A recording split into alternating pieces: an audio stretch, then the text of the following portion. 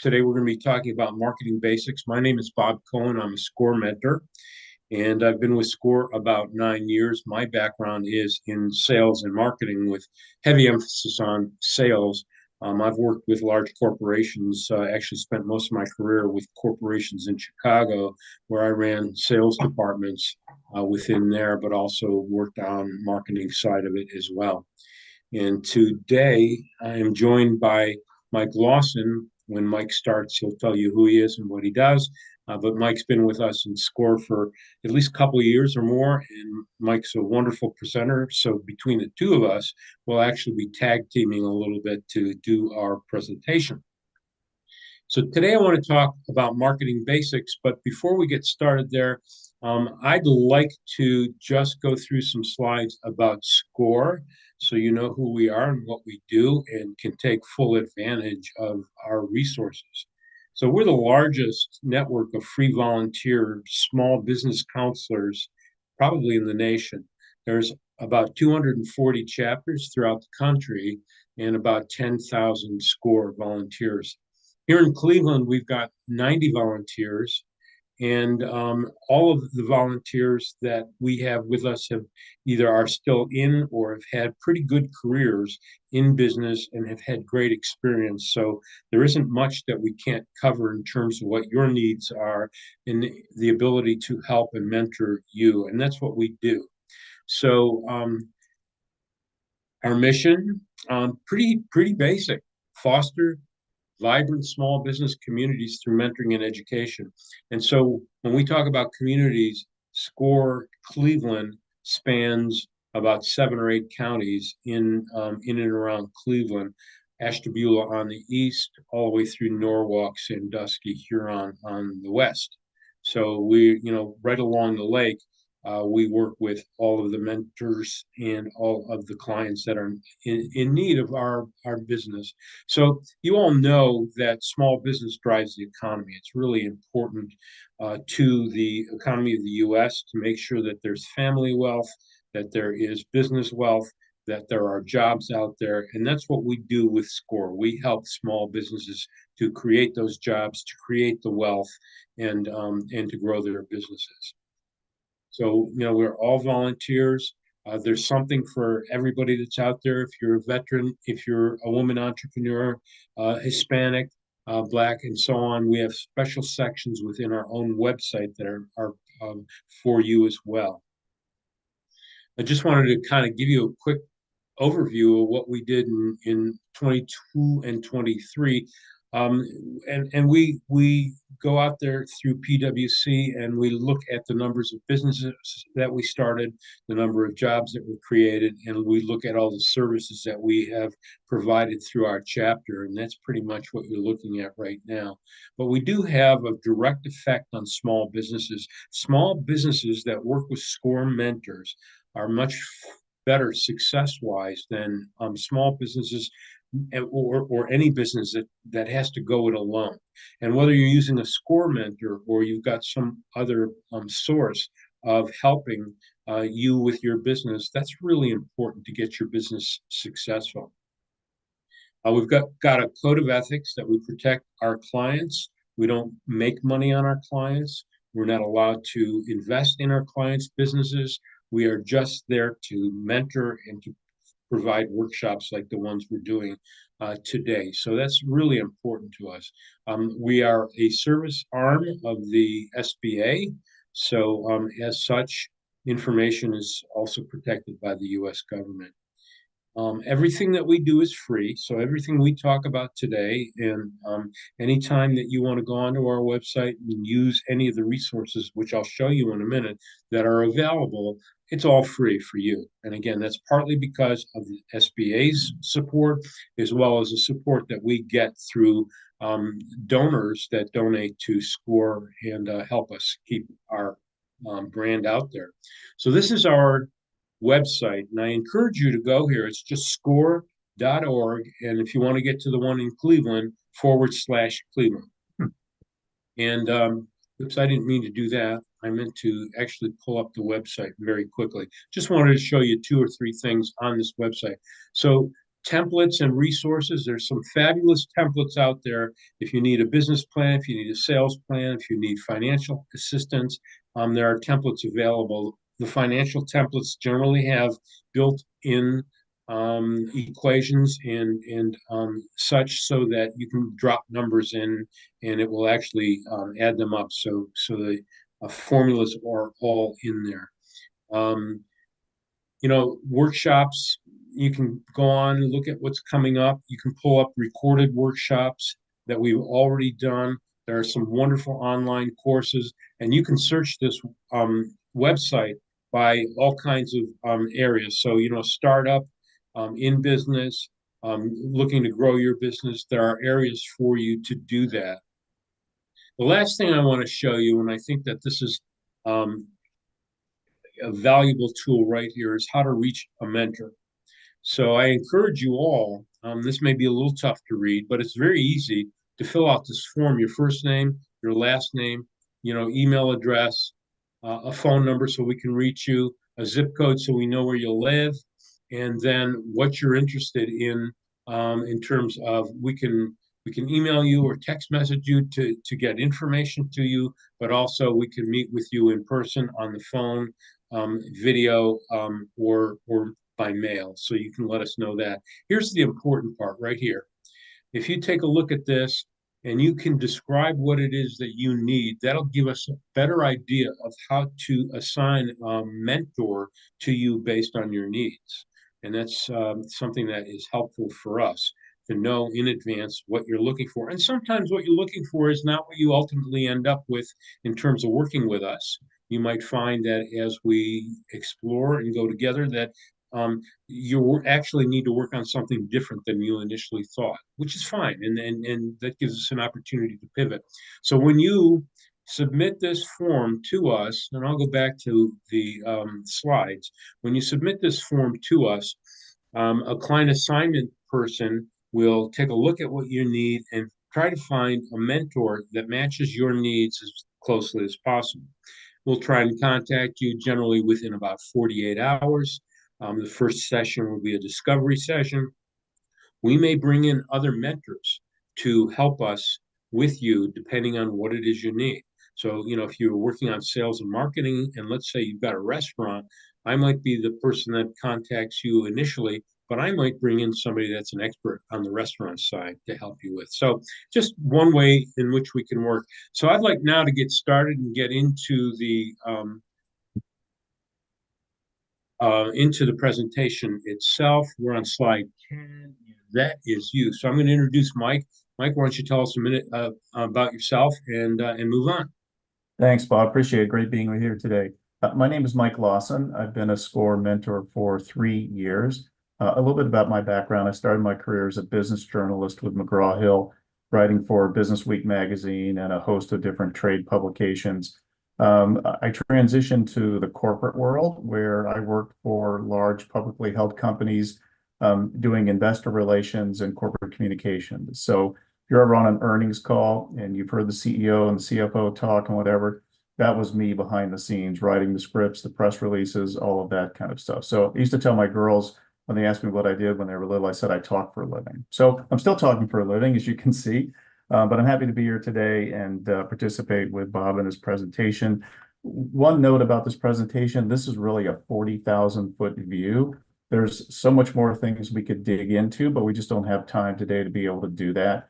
At the end of the presentation, we're going to offer up some additional resources that you can access at your leisure to learn more about some of the things we're talking about. But this is really more of an overview on a marketing strategy and a marketing plan. So 3 points I want to make here. A marketing strategy determines really how you're going to reach prospective consumers and turn them into customers. I think a clear strategy should revolve around a company's value proposition. I'm going to talk a little bit about that and what that is later in the presentation for those of you that might not be familiar with it, which really communicates to consumers what you stand for as a company and how you operate and why you deserve their business. And the last point here is that I think the ultimate goal of a marketing strategy is to achieve and communicate a sustainable competitive advantage over rival companies. So why have a marketing plan? And there's a difference between a strategy and a plan. The strategy is actually outlined in the marketing plan, and it's a document that details the specific types of marketing activities that a company conducts, timetables for rolling out various marketing initiatives. You can see a few of the things that we listed on the slide here in terms of really getting to know your customer to make sure they're the right audience, defining goals, understanding the competition, so forth and so on. And we're going to dig into all of these again at a high level, but enough to at least make you familiar and begin to think about some of these things. I think marketing strategies ideally have longer lifespans than marketing plans because they contain the value proposition of the company's brand. And the plans really are the logistics of that strategy. So, Bob? All right. A couple things. As we go through here, you'll see that there are some links in here to articles and websites, things like that. Those links, when you get these slides, will be live. So you should be able to click on them and get to the same things that we're about to demonstrate as we go through this. So I just wanted to start out a little bit about a marketing funnel. Some people call it a sales pipeline. But one way or another, it starts at the top where you are creating awareness for customers. You're getting down to what their interests are as you go through it. And you're getting them to the point where they're considering what you have to offer. And then following up with an intent to buy. So one of the things that you want to keep in the back of your mind that customers don't buy if they don't need. And so, creating the awareness, making sure the interest is there, and then getting that consideration and intent is really important. So you can see along the right-hand side, it kind of defines these by bullet points. So your awareness is the marketing campaigns you do, and we'll talk about that as we go along. Events, trade shows, blogs, webinars, direct mail, all those things that, make up a marketing program. As you'll see that, you don't want to just go out there helter-skelter and just start doing any and all of these things without really having a strategy behind it. Michael, talk about that. Getting the interest is, engaging your customer, making sure that you've got a value proposition that is of interest to them, and then how you get out to them and get them to notice you. And then go through that funnel down to, understanding and looking at your products or your services. And keep in mind, as we go through this presentation, that this is for everybody. It's not just for business to business. It's not just for business to consumers. It's not just for people that manufacture and are going out to some sort of distribution channel. It's for everybody. And what you would want to be able to do is adapt the concepts that we're talking about to your particular business. So that's, the 40,000-foot view of it. Getting down to, really getting the client to consider, intend to buy, and then ultimately purchase. That's your funnel. Every business has a funnel that's a little bit different, or, a sales funnel that looks different than this, but these are the basics. So I think, Mike, no, I'm still on this one. So the actual pieces and plan of a plan and how to develop that are first your strategy, and then actually document it, understanding your goals, and then an implementation plan. And we're going to walk through each one of these areas with you this afternoon. So Mike, take the strategy.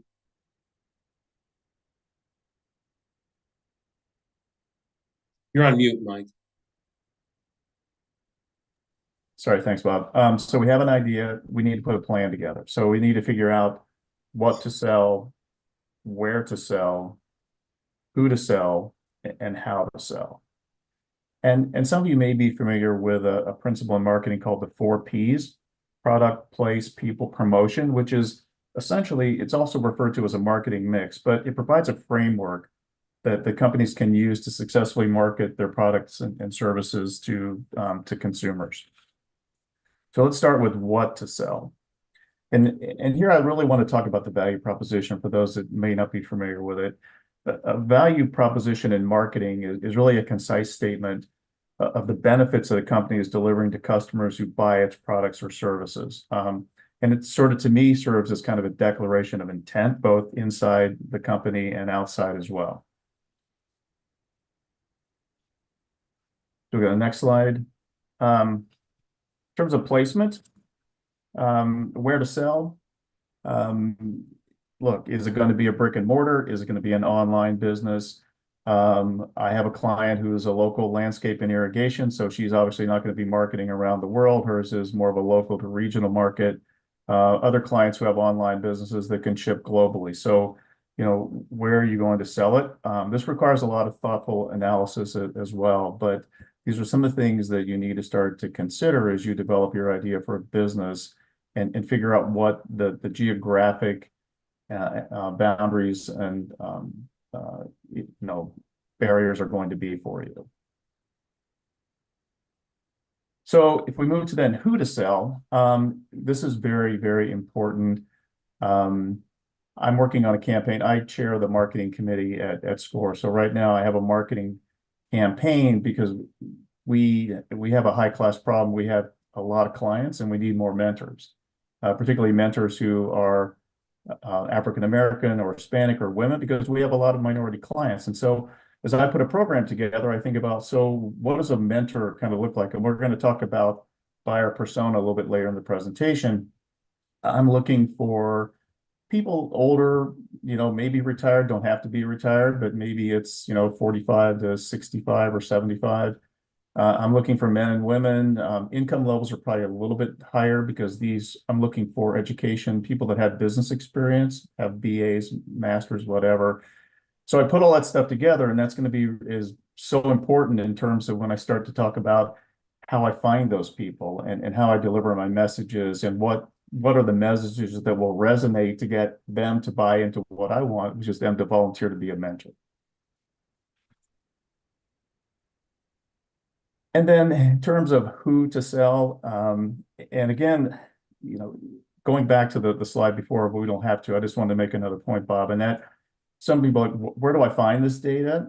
A lot of this data is available for free in places like the Cleveland Public Library. There's a lot of demographic data that you can gather. You can gather data on competitors as well. There's income classification data. So there's a lot of stuff out there. At the business reference section of the Cleveland Public Library that you can gather a lot of this information on. So slide 18. So take all that data and analyze it. Market research can help you create a more efficient campaign and maybe even identify untapped audiences that you didn't even think about to achieve bottom line or increase sales. When you're vetting this idea, I think ask your friends, ask your family. You can survey potential customers. I have a couple of clients who have regional businesses that don't necessarily compete with another regional business, say in Texas or California, and they've been successful in doing informational interviews with other like companies. So I've got an entertainment business. Maybe I rent bounce houses or whatever.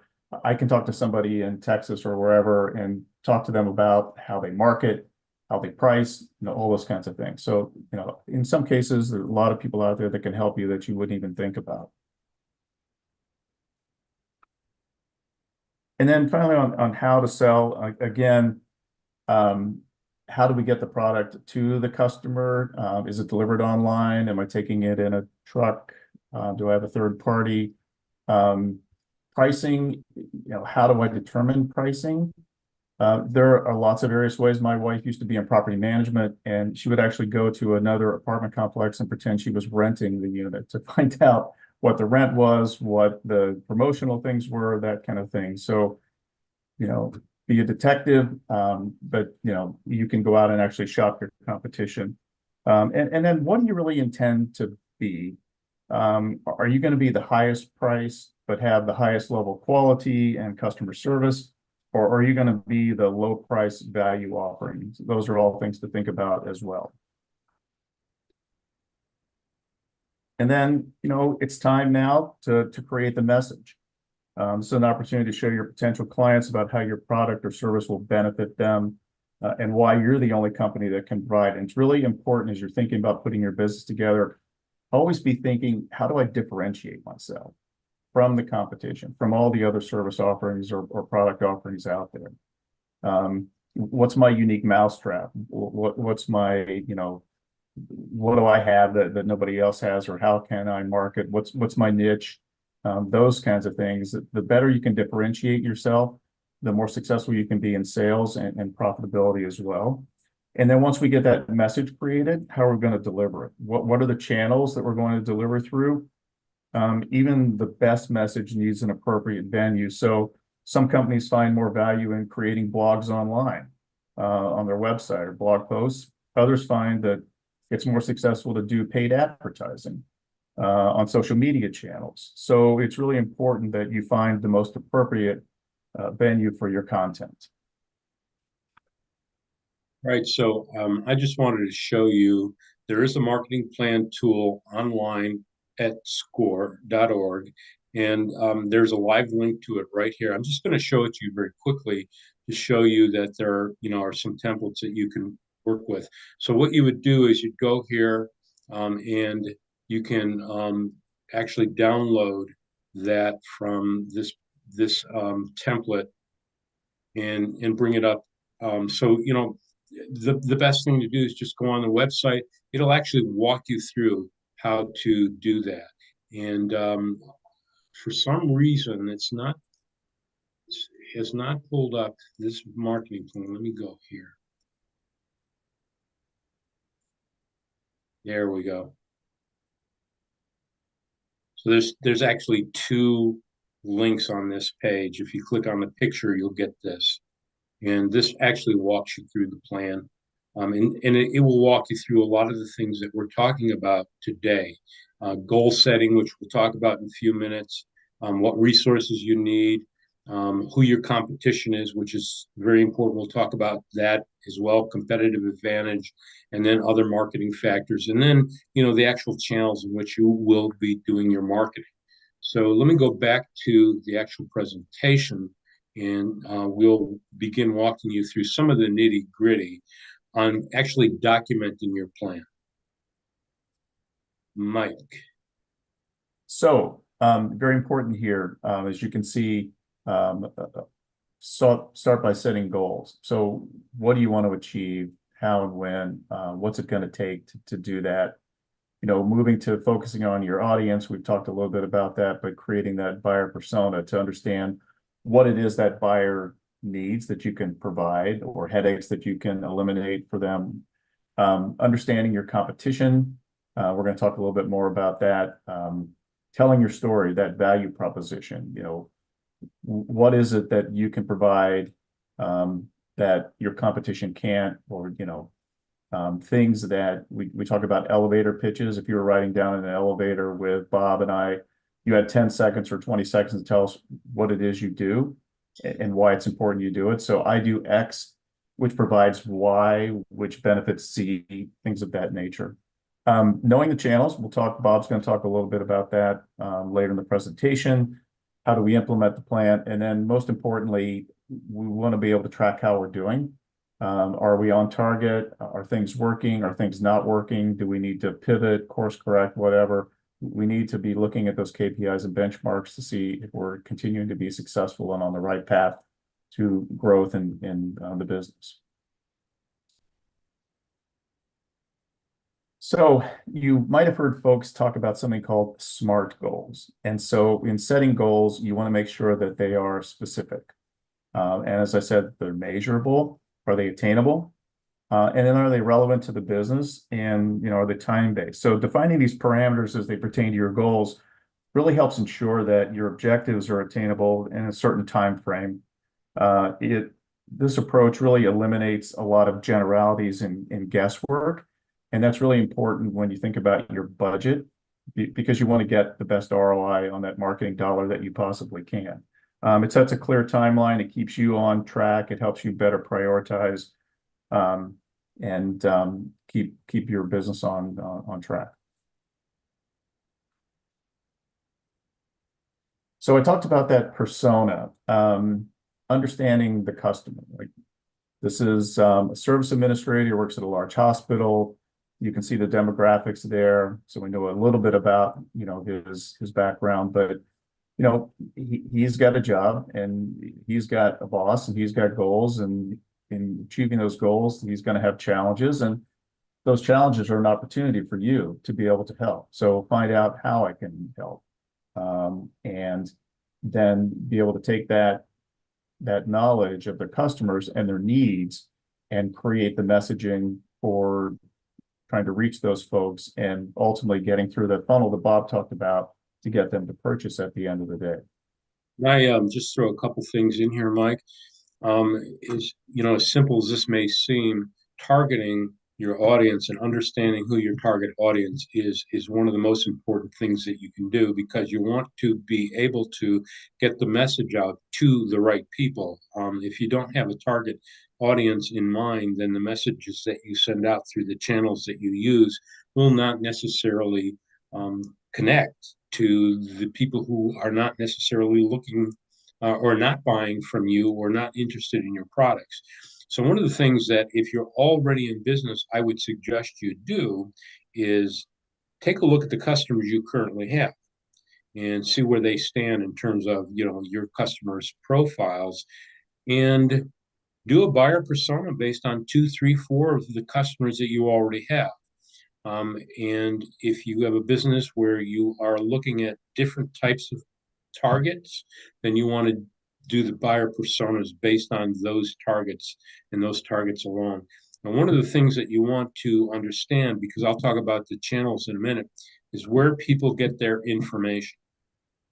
Are they online? Are they getting it through websites? Are they using AI? Are they using social media? Are they reading newspapers? Are they listening to the radio? Those are all things for you to understand based on those targets. So again, if you're talking about somebody that's 75 years old, they may be on Facebook, but they probably are also reading a copy of a newspaper, reading books, or listening to radio and watching TV. Whereas somebody that is a Gen X or Gen Z is not necessarily getting their information from the same place. So understanding that target is going to give you the value that you need to figure out where to put your message. Sorry, Mike. Good additions. Thank you.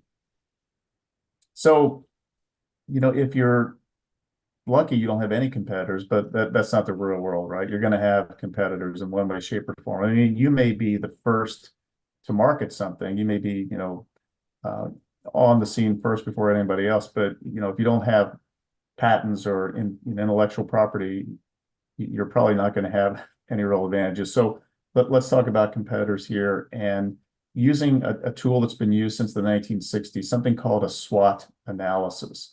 And this kind of analysis is so important from a strategic planning point when you're thinking about your marketing plan, because it really gives you an opportunity to think long and hard and be honest with yourself in terms of my competition. Apple uses this, but small businesses use it as well. I advise all of my clients to do this. This is something actually when you're even in the idea stage of a business is not a bad exercise to do, to size up the market. But, four things. So take a piece of paper, draw a square, draw a horizontal line, vertical line, four quadrants: strengths, weaknesses, opportunities, threats. And again, this is something where you want to be very thoughtful and take your time. I know a lot of folks are just, I have a business idea, I want to get to market, I want to start making sales, I want to start making money. But gosh, this really pays dividends if you take the time and being honest with yourself. So if we look at this next graph, you can customize these to your business. These may not fit all. I mean, if you're a one-man sole proprietor, then HR staff probably is not something that you're going to want to be concerned about. But you want to sit down, you want to think about, all right, what are my inherent strengths? It could be, my knowledge of the market. It could be customer relationships I have. It could be I'm on the cusp of a trend that nobody's even thinking about. Think about the weaknesses, and again, being really honest with yourself. I'm starting a business. I've never been a small business person, so maybe that is a weakness. Opportunities. You know, I look at the addressable market and it's growing at, a compound rate of 30%. So I'm in a growing market. Threats. Well, go back to, people like HP back in the 60s where people were inventing things in their garages in Silicon Valley that nobody knew, and then suddenly their market went away or their product became obsolete. So you want to think about all those things from those different categories.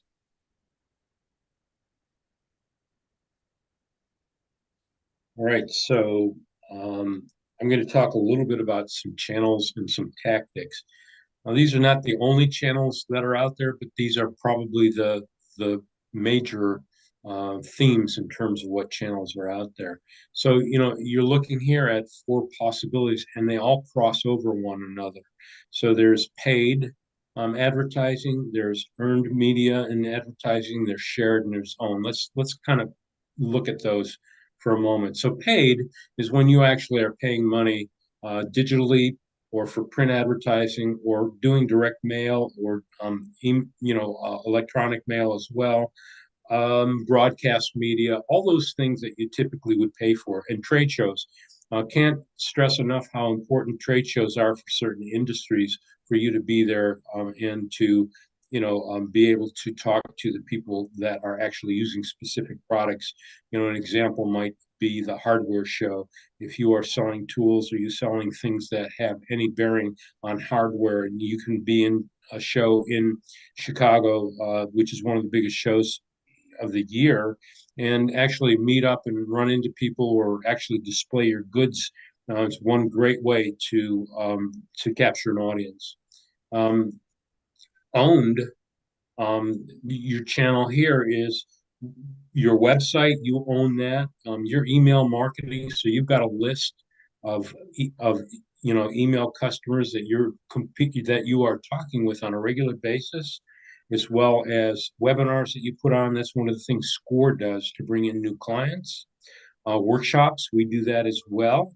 Again, to bring in new clients, podcasts, videos, and others. I mean, there's a lot of other things that you own directly that you can bring to bear in the channels that I'll go through in a few minutes. Shared is kind of interesting. So, social media is shared. So you know all of the social media outlets, utilizing those, and the ones that are most appropriate to the audiences that you work with, that goes back to your targeting. So when you target an audience and you know who that audience is, you know which social media platforms will perform best. And sometimes it's trial and error, sometimes it's not. So um, after shared, then there's partnerships. Okay, so things like charity tie-ins, sponsorships that you might do, co-branding that you might do, those are all important possible shared media where you are actually working with other organizations and working to utilize the strengths not only that you bring to the table, but theirs as well. And then all the way in the middle of this, that crosses all of it, is influencer engagement. So having loyal customers to turn to, people that can advocate for you by putting out reviews, outreach, who can influence those things that you're selling. And maybe in some cases it's not even something that you need to worry about, but in many cases, particularly if you're selling to consumers, particularly if you're selling online, doing e-commerce, or you've got a line of clothing or something to that effect, it's really good to have other influencers buying and talking about what it is you do. And then obviously understanding the buying behavior of your target customer. I can't stress that enough so that you know where to go. I like to fish, but one of the things I always talk to people about is fishing where the fish are. If you're in the middle of the ocean and you don't know that there's fish below you, why bother? And so that's why you want to really understand your target customers. So let's talk a little bit about the digital marketing channels that are available.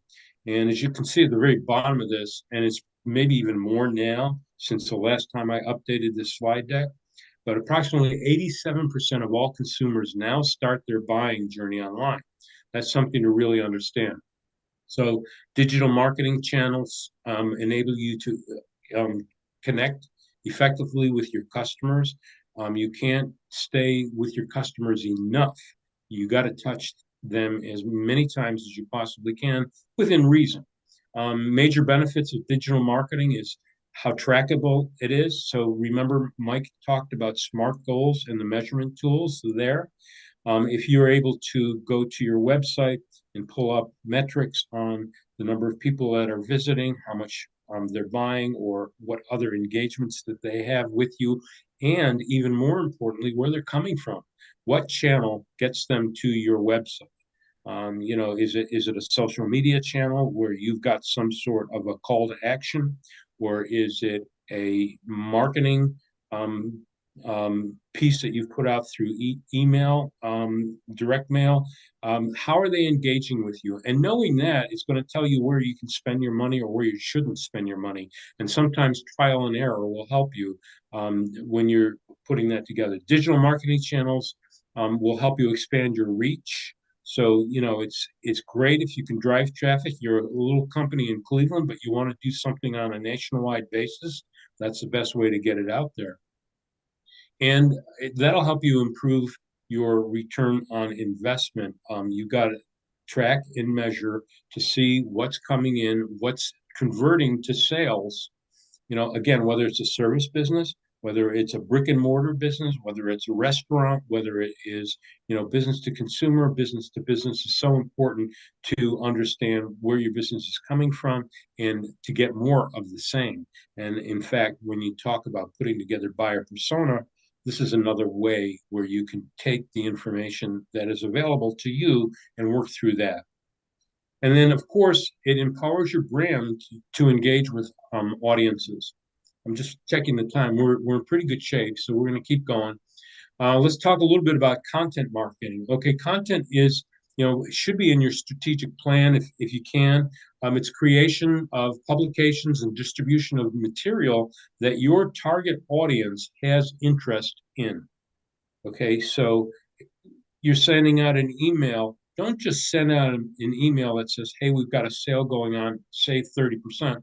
Why not talk a little bit about the business that you're in and the interests that your customers may have?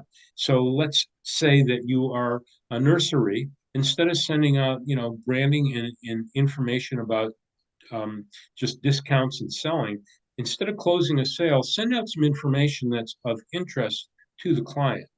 That content is something that's going to keep them coming back. Now, whether you use it through your website, through other digital channels, through social media, those are all things that can lead people back to your website. Those are all things that, as people look at, utilize, click on, will get you SEO, search engine optimization. We'll talk about that in just a second. In fact, that's the next thing here. So as you're in the process of increasing organic search rankings, that's what SEO is. It's basically kind of a bot that Google and the other website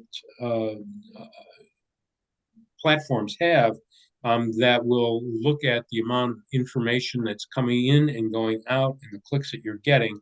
And based on that, that's where you get built onto some of the organic searches. So, of course, when you go through, and I'll talk about that next or on the next slide, as you go through um, working with your website, if it's Google, for instance, anybody that's already paying and is getting positioning in Google, that's because it's based on paid advertising. But then the next sections down is based on your search engine optimization. The more contact you have with your clients, the more they have with you, the more clicks you share between your social media and so on, the better your search engine optimization will be. We do webinars on search engine optimization, on some of the other things that we're talking about in much more detail than what we're covering today. So, email marketing is another great way to get a hold of people. There is, average ROI on a single email for every $36 that's spent. I think that um, I'm trying to think of the thing on average, email marketing boasts a higher, it's delivering $36 for every dollar spent. So that's another way to look at it. We can talk, we've got some other programs on email marketing as well. So let's talk about digital marketing, social media marketing. We talked about that a little bit, but primarily to build brand awareness. I talked about video marketing. 86% of all businesses today use video marketing. So in any of the outlets that you use, wherever you can use video, you're going to get many, many more views than if you're just going out there with static content. So price per click, and I talked about that just kind of briefly a second ago. When you're actually paying for advertising on any of the web platforms, that gives you better position. It's costly, and it gives you better SEO as well. Price per click, and it gives you, the idea of getting engine results through SERPs. So print ads are useful when you need to implement uh, immediate results. I'm sorry, content marketing and SEO takes some time, and you got to give it the time. And that's the thing is, you're just not going to get on, build a website, and start getting views and start getting clicks and start selling. It takes time and it takes a lot of effort. Bob, just one quick point I want to make about video Sure. marketing, if I could. Look, it's not as hard as it sounds. Your iPhone is a great way to do.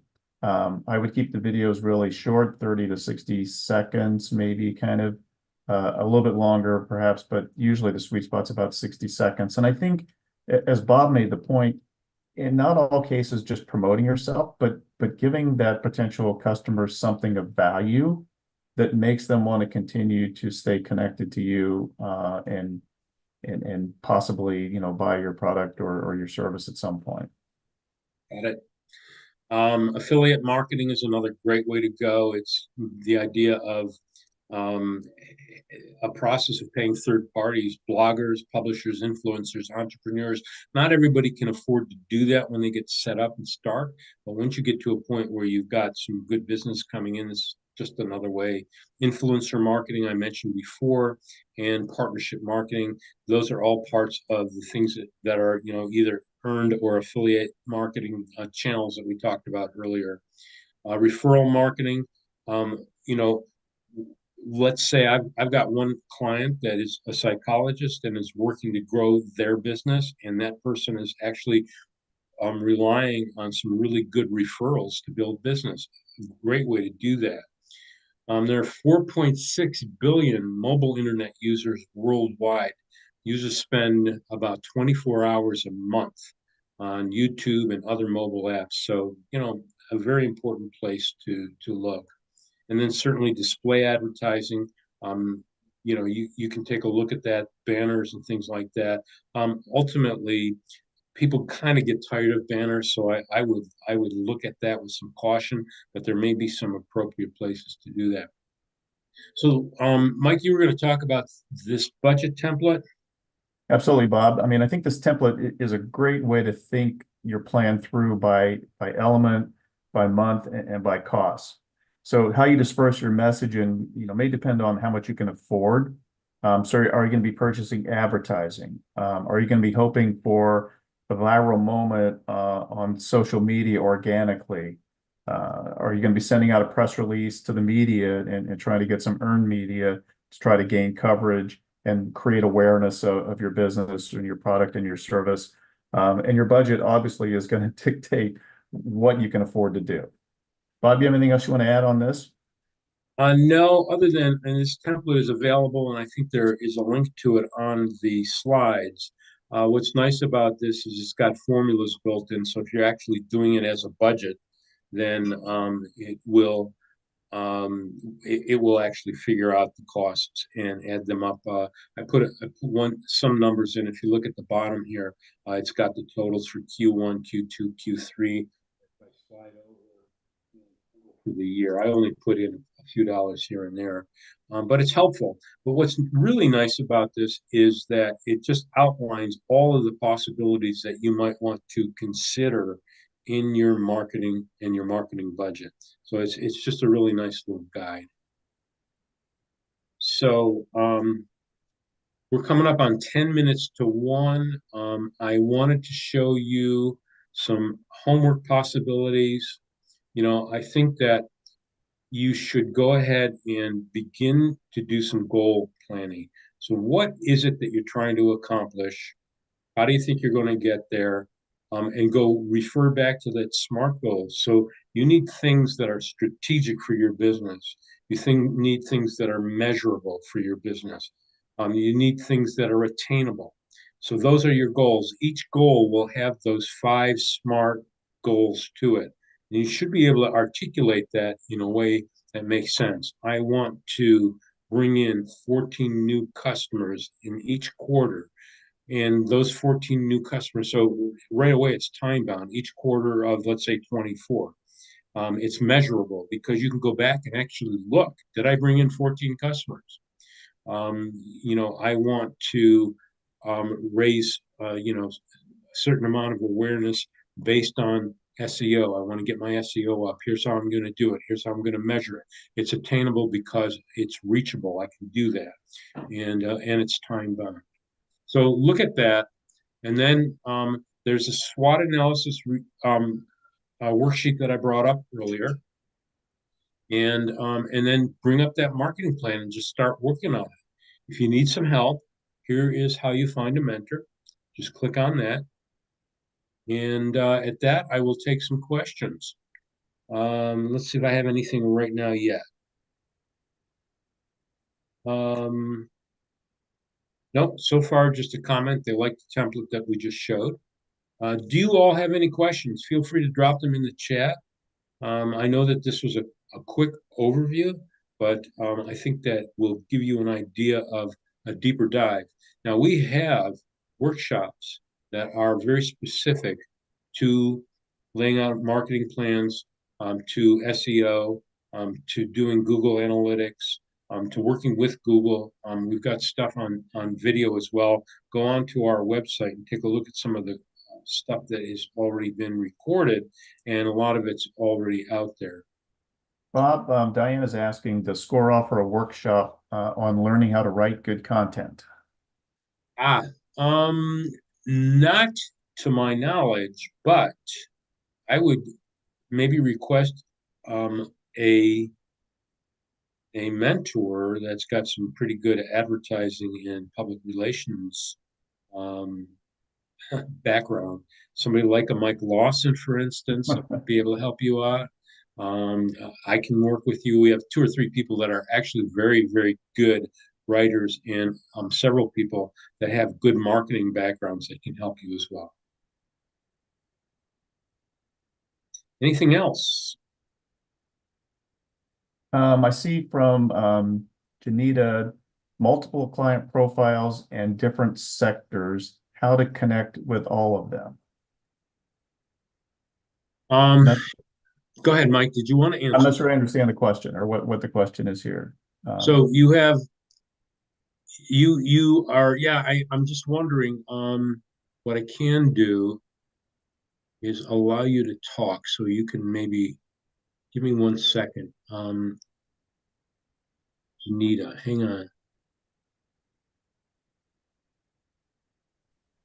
Hi, thank you both so much for this presentation today. Very helpful.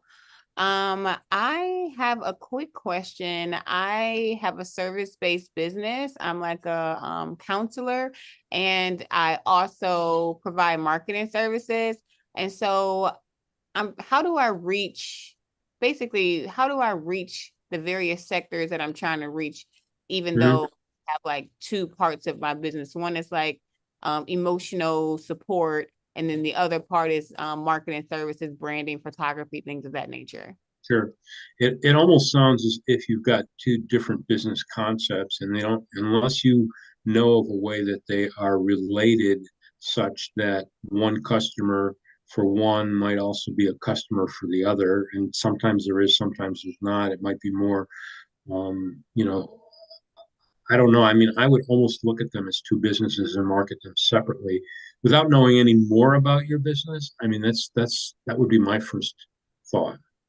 Okay, yeah, that's kind of how I'm doing it right now. I have two different websites for like the Mhm. counseling, and then the other website is for the marketing. But Sure. even while I'm on social media, I feel like I'm juggling between like both spaces, marketing to two different audiences from one platform. So do you have any suggestions on that? Most definitely, you are marketing to two different audiences. What I don't know, because I don't know each of the two audiences, where they might get their information, where they hang out when they're online. So, you may find that the social media platforms that you use may not necessarily be one platform may not necessarily be appropriate for both businesses. So that you might, I don't know, maybe you're marketing the marketing side of it on LinkedIn, which is where, let's say ad directors might be hanging out, or other professionals that you want to market to, because that is, it's a business to business, whereas the service that you're offering as a counselor is really more business to consumer. You're actually talking with an individual. So the marketing strategy and tactics would actually be different. Mm, okay. Okay, sounds good. I'll definitely get on LinkedIn and try to move it more um into that space. So yeah, thank you. Yeah, LinkedIn, Instagram, even Facebook as well. I mean, anybody that's marketing on Facebook or doing anything on Facebook that's going to lead to marketing activities ought to be looking at groups that are similar in nature to what it is that your product or service offers. So, at one point in time, I was in the audiovisual business, and I followed 4, 5, 6 different groups that were potentially either customers of mine and or competitors, so that I was on top of things. So that's kind of how I would look at it. Okay. Okay, sounds good. I'm gonna continue to put the various services out via social media, but also just kind of like expand the reach on the different Hmm. platforms. Yeah, yeah. And sometimes you just got to experiment with them. No matter how strategic you are, you might find a surprise. Okay. Okay. Sounds good. Thank you. Hmm. Any others, Mike? I don't see anything at the present time, Bob. Okay, cool. Well, I'll give you 10 seconds if anybody's got any other questions. And again, Otherwise, folks, we are going to send the slides out at some point in time, yeah, and recordings as and the well. recording guide. Yep, yep. Okay. Well, I think that's it. I really appreciate everybody joining us this afternoon. Take a look at our schedule coming up, and there are many, many more marketing programs that are coming up. Some are much more specific than this, as Mike said earlier. This is an overview on the basics, but it looks like everybody stayed on, so that's a good thing. So I appreciate you joining us this afternoon, and we look forward to seeing you again on others.